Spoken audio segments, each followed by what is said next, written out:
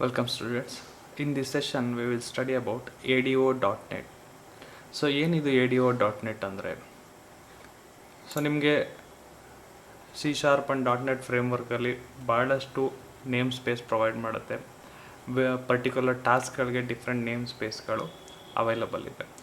Farm user interface name ಸ್ಪೇಸ್ಗೆ, command ಲೈನ್ಗೆ ಬೇರೆ ನೇಮ್ ಸ್ಪೇಸು ಆ್ಯಂಡ್ ಅಡಿಷ್ನಲ್ ಫಂಕ್ಷನಾಲಿಟೀಸ್ಗೆ ಬೇರೆ ಬೇರೆ ನೇಮ್ ಸ್ಪೇಸ್ಗಳು ಅವೈಲಬಲ್ ಇದೆ. ಸೊ ADO.NET ಅನ್ನೋದು ಕೂಡ ಒಂದು name space.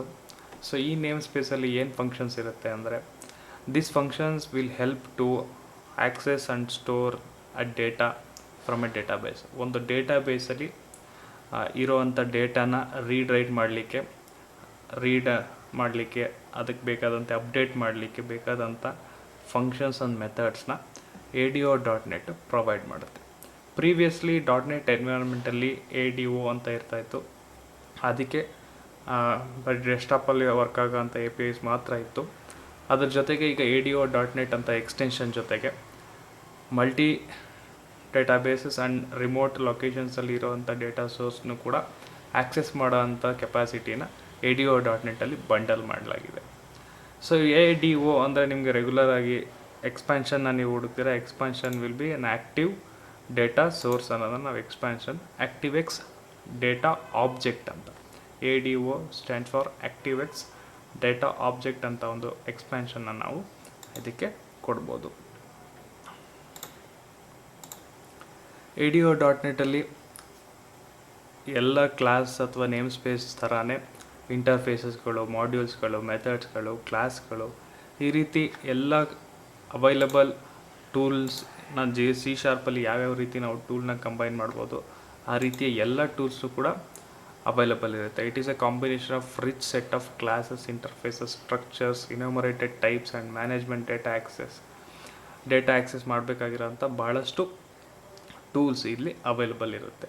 So what is database ಅಂತ ನಾವು ಕ್ವಶನ್ ಕೇಳಿದ್ರೆ, ನೀವು ಭಾಳಷ್ಟು ಡೇಟಾಬೇಸ್ಗಳನ್ನ ಲಾಸ್ಟ್ ಪ್ರೀವಿಯಸ್ ಸೆಮಿಸ್ಟರ್ಗಳಲ್ಲಿ SQL, Oracle ಈ ರೀತಿ ಡೇಟಾಬೇಸ್ಗಳನ್ನ ನೀವು ನೋಡಿದ್ದೀರ.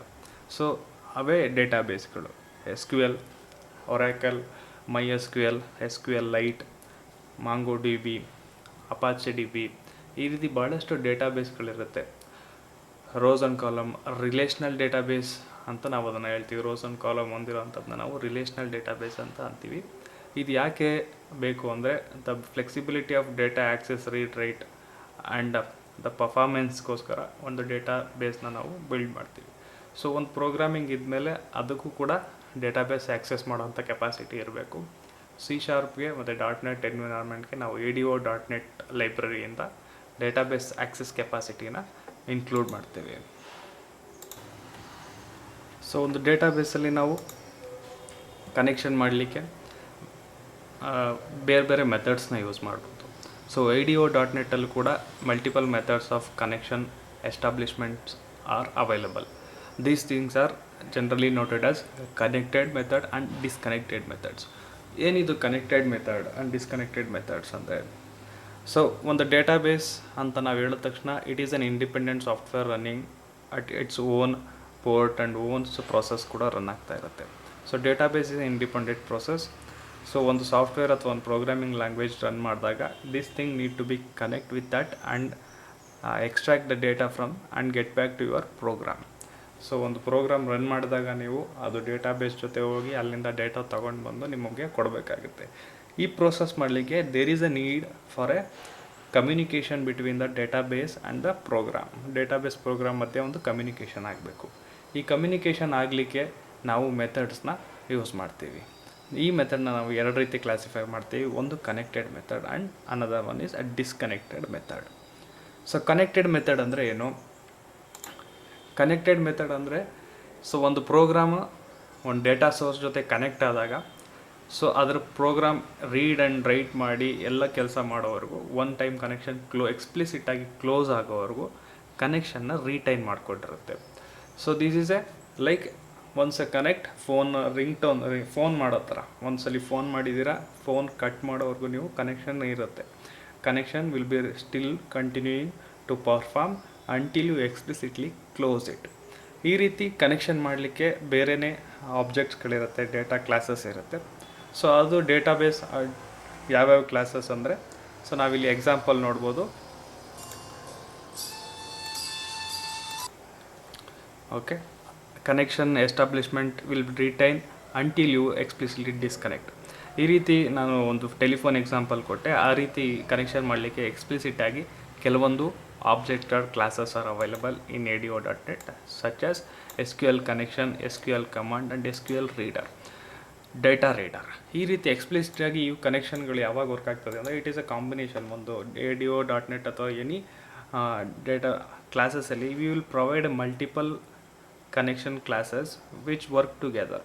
ಈ ಕಮಾಂಡ್ ಕ್ಲಾಸಸ್ಗಳನ್ನ ಅಥವಾ ಕ್ಲಾಸಸ್ಗಳನ್ನ ಯೂಸ್ ಮಾಡಿಕೊಂಡು ನಾವು ಕಾಂಬಿನೇಷನಲ್ಲಿ ನಾವು ಒಂದು ಡೇಟಾಬೇಸಿಂದ ರೀಡ್ ಆ್ಯಂಡ್ ರೈಟ್ ಆಪರೇಷನ್ಸ್ನ ಪರ್ಫಾರ್ಮ್ ಮಾಡ್ಬೋದು. So these are the explicit classes which can be used for connected establishment between the data sources. So next thing we have a disconnected architecture. Most probably disconnected architecture is most popular because connected architecture ಅಂದರೆ ಒಂದು telephone ಥರ ಅಂತ ನಾನು ಆಗಲೇ ಹೇಳಿದೆ. Disconnected ಅಂದರೆ it is like messaging ಥರ ಅಂತ ನೀವು ಹೇಳ್ಬೋದು. Once you send whether it is reach and come back ಅನ್ನೋದಕ್ಕೆ there will be a delay, there will be no compulsion in while replying ಅಂತ ನಾವೇನು ರೆಪ್ರೆಸೆಂಟ್ ಮಾಡ್ತೀವಿ ಅದೇ ಥರ ಅಸಿಂಕ್ರೋನಸ್ ಅಂತ ಕೂಡ ನಾವು ಇದನ್ನು ರೆಪ್ರೆಸೆಂಟ್ ಮಾಡ್ಬೋದು. ಒಂದು ಡೇಟಾಬೇಸ್ ರನ್ ಆಗ್ತಾ ಇದೆ ಅಂದರೆ ನಾವು ಕನೆಕ್ಷನ್ ಮಾಡಿದ ತಕ್ಷಣ ಅಲ್ಲಿಂದ ಒಂದು ಕಂಪ್ಲೀಟ್ ಡೇಟಾ ಸೆಟ್ ತಗೊಬಂದು ವರ್ಚುವಲ್ ಆಗಿ ನಿಮಗೆ ವೆಯ್ಟ್ ಮಾಡ್ತಾ ಇರ್ಬೋದು. ಈ ADO.NET ವರ್ಚುವಲಿ ಒಂದು data set, complete data set ತಗೊಬಂದು ವರ್ಚುವಲ್ ಆಗಿ ವೆಯ್ಟ್ ಮಾಡ್ಬೋದು ರಿಮೋಟ್ ಲೊಕೇಶನ್ ಆಗಿದ್ದರೆ. ಅಥವಾ ಜಸ್ಟ್ ರೀಡ್ ಅಂದ ತಕ್ಷಣ ಆ ಡೇಟಾಬೇಸ್ಗೆ ಹೋಗಿ ರೀಡ್ ಮಾಡಿ ವಾಪಸ್ ಬಂದು ನಂತರ ವೆಯ್ಟ್ ಡಿಸ್ಪ್ಲೇ ಮಾಡ್ಬೋದು, ಕನೆಕ್ಷನ್ ಕ್ಲೋಸ್ ಮಾಡಿಬಿಡ್ಬೋದು. ಈ ಥರ ಒಂದು ಡಿಸ್ಕನೆಕ್ಟಿವ್ ನೇಚರಲ್ಲಿ ಡೇಟಾಬೇಸ್ ಜೊತೆ ಇಂಟರ್ಯಾಕ್ಟ್ ಮಾಡಲಿಕ್ಕೆ ನಾವು ಇದನ್ನು ಡಿಸ್ಕನೆಕ್ಟೆಡ್ ಆರ್ಕಿಟೆಕ್ಚರ್ ಅಂತ ಹೇಳ್ತೀವಿ. ಸೊ ನಾವು ಇದಕ್ಕೆ ಬೇಕಾದಂಥ ಫಂಕ್ಷನ್ಸ್ಗಳು ಯಾವ್ಯಾವುದು ಅಂದರೆ, ಇಲ್ಲಿ ಕೆಲವೊಂದು ಕ್ಲಾಸಸ್ ಆ್ಯಂಡ್ ಆಬ್ಜೆಕ್ಟ್ನ ನಾವು ರೆಪ್ರೆಸೆಂಟ್ ಮಾಡಿದ್ವಿ. Such as data set, SQL data adapter, connection builder. ಈ ರೀತಿ ಕ್ಲಾಸ್ಗಳನ್ನ ಯೂಸ್ ಮಾಡಿಕೊಂಡು ನಾವು ಡಿಸ್ಕನೆಕ್ಟೆಡ್ ಆರ್ಕಿಟೆಕ್ಚರಲ್ಲಿ ಡೇಟಾಬೇಸ್ ಜೊತೆ ಇಂಟ್ರ್ಯಾಕ್ಟ್ ಮಾಡ್ಬೋದು. So ADO.NET not only for an SQL explicitly, ಬೇರೆ ಬೇರೆ ಆಬ್ಜೆಕ್ಟ್ಗಳಿಗೂ ಕೂಡ, ಬೇರೆ ಬೇರೆ ಡೇಟಾಬೇಸ್ಗಳಿಗೆ, ಬೇರೆ ಬೇರೆ ಆಬ್ಜೆಕ್ಟ್ಗಳಿಗೆ ಯೂಸ್ ಮಾಡಿ ನಾವು ಕನೆಕ್ಷನ್ ಮಾಡ್ಬೋದು. OLTP ಕನೆಕ್ಷನಿಂದ ಒರಾಕಲ್ ಜೊತೆ ಇಂಟ್ರ್ಯಾಕ್ಟ್ ಮಾಡ್ಬೋದು. MS ಆಕ್ಸೆಸ್ ಡೇಟಾಬೇಸ್ಗೆ ಬೇರೆ ಒಂದು ಆಬ್ಜೆಕ್ಟ್ ಯೂಸ್ ಮಾಡ್ಬೋದು. MongoDBಗೆ, Apache DBಗೆ ಅಥವಾ PostgreSQLಗೆ ಎಲ್ಲದಕ್ಕೂ ಕೂಡ ಬೇರೆ ಬೇರೆ ಆದಂಥ ಒಂದು ಕ್ಲಾಸ್ ಅಥವಾ ಅಡಾಪ್ಟರ್ಗಳು ರೆಡಿ ಇರುತ್ತೆ. ಅದನ್ನು ನಾವು ಯೂಸ್ ಮಾಡಿಕೊಂಡು ಕನೆಕ್ಷನ್ಸ್ನ ಮಾಡ್ಬೋದು.